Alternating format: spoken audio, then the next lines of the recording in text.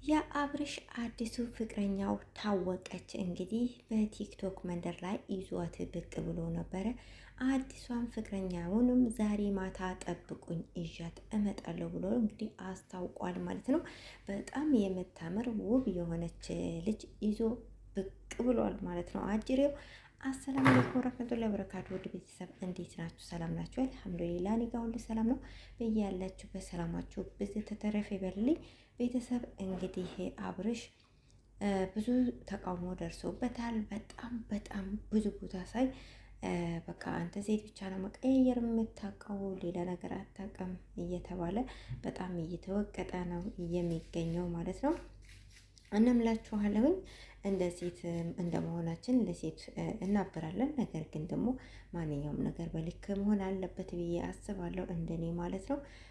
እሱም መጨነቅ የለበትም፣ ነፃነቱን ማግኘት አለበት ማለት ነው። በሁለት ሴቶች መካከል ጤናውን አቶ ተሰቃይቶ እንደዛ እየሆነ ማንም አላዘነለትም፣ አላሰበለትም።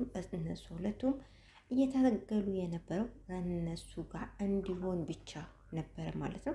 ስለዚህ ለሱ የምታስብለት ሰላም የምትሰጠኝ ታስፈልገኛለች ብሏል ማለት ነው።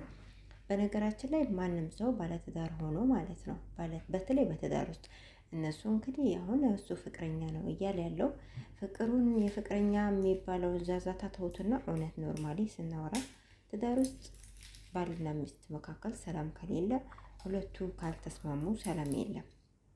ምንም እንኳን የተደላደለ ሀብት ቢኖራቸው ምንም አይነት ኑሮ ቢኖራቸው ሰላም ከሌለ ሁሉም ነገር ባዶ ነው ማለት ነው። ለሰው ልጅ ሰላም የአእምሮ ሰላም ያስፈልገዋል ማለት ነው።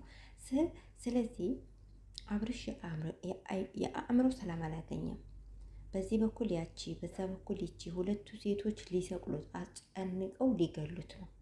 እንግዲህ ታሞ እንኳን እንደዛ ታሞ እንኳን ለሱ ማንም ያስበለት አልነበረም። ሁለቱም ለራሳቸው ወደ ራሳቸው እሱን ለማምጣት ነበረ ሲታገሉ የነበረውና የሚያስብለት ሰው ያስፈልገዋል። እውነቴን ነው የምላችሁ።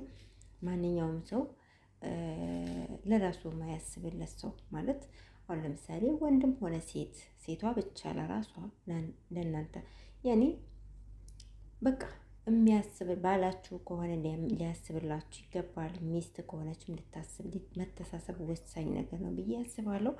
ሁሉም ራስ ወዳድ ከሆኑ ባሉን ለሴቷ ማያስብ ከሆነ ሴቱ ለባሉ ማያስብ ከሆነ የትዳር አይባልም ማለት ነው። አይቀጥልም። ከባድ ደረጃ ላይ ነው የሚደረሰው። በዚህ የተነሳ ነው እንግዲህ አብርሽ ያልሆነ ውሳኔ ወስኖ እንግዲህ ይችን ልጅ እውነት ያፍቅራት አያፍቅራት የምናውቀው ነገር የለም፣ ወይ ደግሞ እነሱን ለማራቅ ያደረገው ጥረት ነው ብዬ ነው የማስበው። ምክንያቱም ፍቅር እንደዚሁ ከመሬት ተነስቶ የሚገኝ አይደለም። አንድ ሰው እንዲህ ከመሬት ተነስቶ ሊያፈቅር አይችልም። እና በመቀጠል ደግሞ እሱ ሩታን ይወዳታል፣ እንግዲህ ሄርሜላንም እወድሻለሁ እያለ ነበረና በዚህ መሀል ሌላ ፍቅር አይኖርም። ስለዚህ አውቆ ነው ማለት ነው፣ አፍቅሯት አይደለም፣ ከነሱ ለማምለጥ ፈልጎ ያደረገው ነገር ነው ማለት ነው። ስለዚህ እነዚህ ሁለት ሴቶች ከዚህ ተምረው ወደ ራሳቸው ተመልሰው በቃ ሰብሰብ ሲሉ እሱ ሲፋዱት ምናልባት አንዳቸውን መርጦ ሊመጣ ይችላል። ነገር ግን ሁለቱ እንደዚህ እያስጨነቁትና ሰላም እየነሱት ከሆነ እንዴት ሊኖር ይችላል? እውነት እኮ ነው። በቃ ሰላም ያስፈልገዋል ሰው ልጅ የእውነት። እና ትናንትና አይታችኋል። መቼላታ ከህይወቴ አትድረሱብኝ አልደርስባችሁም ብሎ እንግዲህ ሄደ። ትላንትና ሄርሜላ ጣልታው እኔ የተጎዳሁት እንዴት ነው እንደዚህ የምታደርገኝ? ከኔ ጋር ያልጨረስነው ነገር አለ። እሱ በቃ አልፈልግም ብሎ ከሄደ በቃ አንቺም ያለውን ነገር እሱ ካልጨረሰው አንቺ ተይው፣ በቃ ተይው። በግድ እኮ የሚሆን ነገር የለም። ትዳር በግድ ሊሆን አይችልም፣ ወይም ፍቅር በግድ ሊሆን አይችልም። በፍቅር በፍላጎት የሚሆን ነገር ነው እና እንደዛ ስትል ነበረ። እሱ አሁን ወደ እሷ ቢሆን ወይም ለእሷ የሆነ ነገር ቢላት ሩታ መታ እንደገና ያዙኝ ልቀቁኝ የምትለው ይህ ሰው ምን ይሆን? ስለዚህ ለዚህ ነው የወሰነው ለማለት ፈልግ። እኔ እውነት ለመናገር አልፈረድኩበትም። እኔ በፍጹም አልፈረድኩበትም በአብርሽ ላይ ማለት ነው። ለማንኛውም እንግዲህ ዛሬ ፍቅረኛውን ይዞ ይመጣል፣ ተዘጋጁ ለማለት ያክል ነው። በያላችሁ በሰላማችሁ ብዝት ትበል። ሰላም ሆኖልኝ እስካሁን አብራችሁኝ ስለነበራችሁ ደግሞ እጅግ በጣም ከልብ አመሰግናለሁ።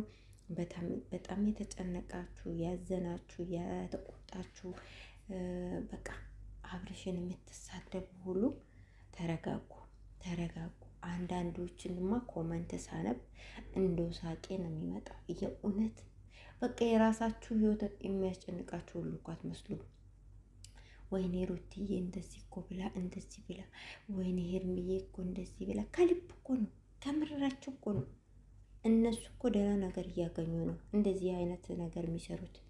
እናንተ ቅመሞችዬ፣ ለማንኛውም አትጨናነቁ፣ ፈታ በሉ ለማለት ያክል ነው። ፈታ በሉ። እነሱ ፈታ ብለው ደህና ነገር እየበሉ ደህና ነገር እየጠጡ ደህና ቤት ተቀምጠው አይታችኋለሁ፣ የሚቀመጡበት ቪላ ማለት ነው። እና ደህና መኪና ላይ ቁጭ ብለው ነው። እናንተ መዳም ቤት ቁጭ ብላችሁ ማለት ነው። አስባችሁታል ርቀታችን። እና እዛ ሆናችሁ ለእነሱ አትከራከሩ፣ አትጨናነቁ፣ አትሰዳደብ እርስ በርሳችሁ ማለት ነው። እና ለማንኛውም ይናል ካወራ ይበቃኛል። ሰላም ሁኑልኝ። የእውነት አንዳንዴ ብዙ ልጆች ያሳዝኑኛል ማለት